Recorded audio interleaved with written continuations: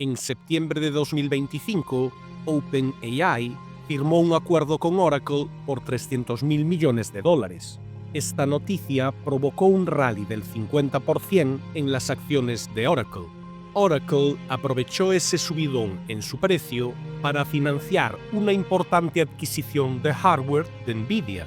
Esa nueva demanda impulsó las acciones de Nvidia hasta máximos históricos. Posteriormente, Nvidia decidió comprometer $100 mil millones adicionales en su alianza con OpenAI. Da la impresión de que el dinero en la industria de la IA está empezando a moverse en círculos, con Nvidia, la niña mimada de Wall Street en este sector, en el centro del pastel. Algunos califican esta estratagema como un esquema Ponzi, pero solo lo sería si no existiera un valor real bajo la superficie. Vamos a verlo. Según un estudio reciente del MIT, el 95% de las inversiones empresariales en IA generativa no han producido hasta ahora ni un solo céntimo de retorno sobre la inversión. Desde la publicación de este informe, la utilidad a corto plazo de la inteligencia artificial se ha puesto en duda. OpenAI ha cambiado recientemente su enfoque hacia la generación de vídeos animados e incluso contenido sexual. No es precisamente la disrupción tecnológica prometida que la IA debía representar. Conviene recordar que el Nasdaq 100 se ha más que duplicado desde el lanzamiento de ChatGPT, con un comportamiento casi parabólico en las últimas semanas, y con las acciones vinculadas a la IA, como las de Nvidia, impulsando gran parte de este rally. Pero el 95% de los casos de uso real de la IA genera un retorno sobre la inversión nulo. No parece un escenario con un desenlace prometedor. La cuestión a dilucidar es hasta dónde puede llegar esta tendencia y por cuánto tiempo puede mantenerse esta euforia. El mismo estudio del MIT mencionado anteriormente también concluyó que el 40% de las empresas ha logrado implementar con éxito modelos de lenguaje de gran escala para tareas sencillas como redactar correos electrónicos, resumir texto y tomar notas. El estudio también señala lo que denominan una economía paralela de la IA, en la que los empleados utilizan cada vez más herramientas de inteligencia artificial de consumo. En el ámbito del consumidor y del trabajador, parece haber una adopción real y un uso efectivo de la IA. Por tanto, la tecnología probablemente esté mejorando la productividad a nivel individual. El problema es que los miles de millones de dólares invertidos en inteligencia artificial no estaban destinados originalmente a los particulares. Su objetivo era ayudar a las empresas en la automatización de procesos y reducción de costes, con el fin de ahorrar, potencialmente, billones de dólares en costes laborales. Esa fue la semilla del entusiasmo inicial. Aunque la IA pueda aumentar la productividad individual, sigue siendo muy incierto si eso realmente se puede traducir en mayores beneficios empresariales, o si simplemente significa que los empleados pueden producir el mismo resultado en menos tiempo. Si este fuera el caso, no se justificarían los enormes flujos de capital que se están destinando a la inteligencia artificial.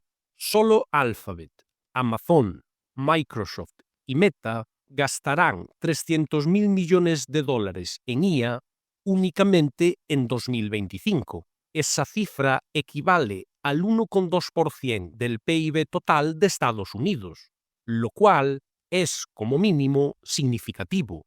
Con todo, conviene reconocer que el hecho de que las empresas estén gastando demasiado en IA no constituye en sí mismo un problema. El verdadero problema surge cuando ese gasto se financia mediante deuda. Y eso es precisamente lo que está ocurriendo en la actualidad.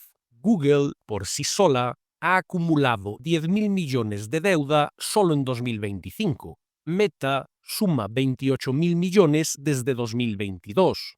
La deuda de Microsoft ha pasado de 27.000 a 46.000 millones solo en el último año. Oracle, actualmente uno de los mayores nombres en inteligencia artificial, soporta cerca de 90.000 millones de deuda y la sigue incrementando cada trimestre.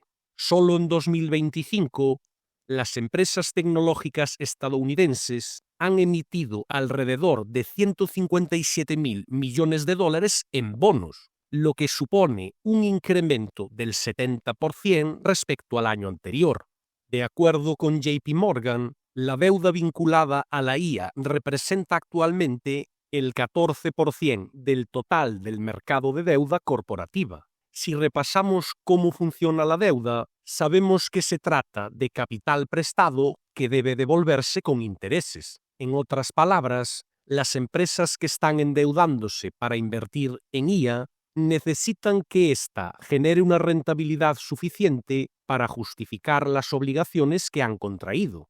Sin embargo, la realidad hoy es que la rentabilidad a corto plazo de la IA resulta extremadamente incierta, lo que podría derivar en dificultades financieras e impagos cuando llegue el vencimiento de la deuda. Algo muy parecido ocurrió con las acciones de Internet a finales de la década de 1990. Las 10 mayores compañías de Estados Unidos estaban gastando miles de millones de dólares en infraestructuras relacionadas con Internet, impulsadas por el entusiasmo de los inversores, del mismo modo que sucede en la actualidad. Entre ellas figuraban IBM, AT&T, Cisco, Walmart, Intel, General Electric y Microsoft. Todas eran acciones que iban como un tiro en los últimos años de los 90, pero muchos comprendieron entonces lo que realmente estaba ocurriendo, una desconexión total con la realidad. Hemos seleccionado algunos artículos de la época que advertían de unas valoraciones bursátiles elevadas sin respaldo por los fundamentales, que numerosas empresas tecnológicas estaban gastando sin control, únicamente para mantenerse al ritmo y moda del constante cambio del sector, y que las expectativas se habían desvinculado por completo de la realidad financiera.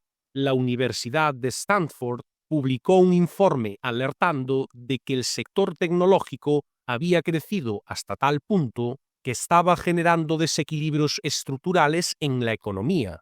Por último, economistas galardonados con el Premio Nobel, como Robert Shiller, también expresaron su preocupación por el comportamiento especulativo dentro del ámbito tecnológico. Y como demostraría más tarde la historia, todas aquellas advertencias estaban plenamente justificadas. El Nasdaq 100 perdió el 80% de su valor desde su máximo de 1999, y muchas empresas tecnológicas más pequeñas fueron a la quiebra bajo la losa de la deuda que habían asumido. Pero observemos las fechas de estos artículos. Este es de 1996 y estos dos son de 1997. Si analizamos el gráfico de precios del Nasdaq 100, vemos que fue precisamente aquí. Las acciones de Internet ya estaban en modo escalada frenética en 1997 y fue el instante en el que los valores vinculados a Internet comenzaron a dispararse de forma parabólica. Sin embargo, el punto máximo del mercado solo llegó en marzo del año 2000, 3 años después. Este es un ejemplo perfecto de cómo el mercado puede permanecer irracional más tiempo del que nosotros podemos mantenernos solventes. Los traders que se unieron a la fiesta a finales de los años 90 ganaron una fortuna durante varios años consecutivos. Por supuesto, una gran mayoría lo perdió todo cuando finalmente estalló la burbuja. Entonces, ¿la burbuja de la IA se parece al 1996 o al 1999? En realidad, sabemos exactamente qué provocó el reventón de la burbuja en 1999.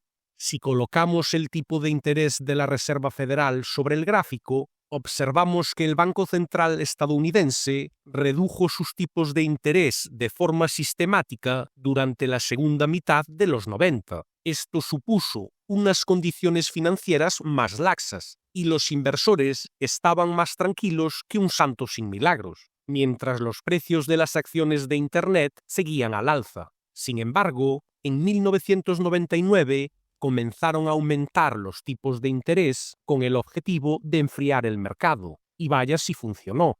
La burbuja estalló y el mercado aterrizó en el suelo. Pensamos que hoy estamos siguiendo posiblemente un patrón similar. Si echamos un vistazo al ETF de semiconductores en 2025, que es probablemente la cesta de acciones más relacionada con la IA, vemos que también muestra un comportamiento parabólico en estos momentos, a medida que su ritmo de crecimiento parece estar acelerándose.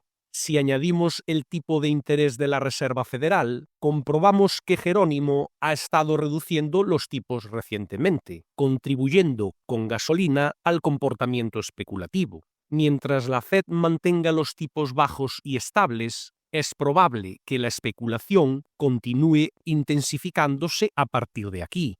Cuando la Fed decida comenzar a subir los tipos de interés, no obstante, sabremos que el punto máximo está muy cerca. En varias ocasiones durante la corrección del mercado de 2025, dejamos constancia en nuestros vídeos de que los semiconductores representaban una enorme oportunidad de compra antes de que todo se pusiera por las nubes. En Juego de Mercados, hemos mantenido posiciones en varios nombres del sector, como ACMR, Applied Materials, ASML y Nvidia, con muy buenas rentabilidades en los últimos meses. Y aun con todo lo dicho, tenemos intención de seguir tomando posiciones mientras consideremos que el contexto actual sigue siendo favorable.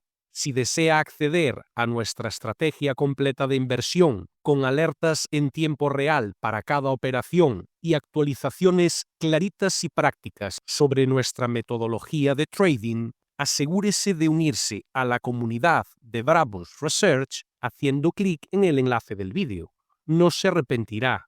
Gracias por vernos.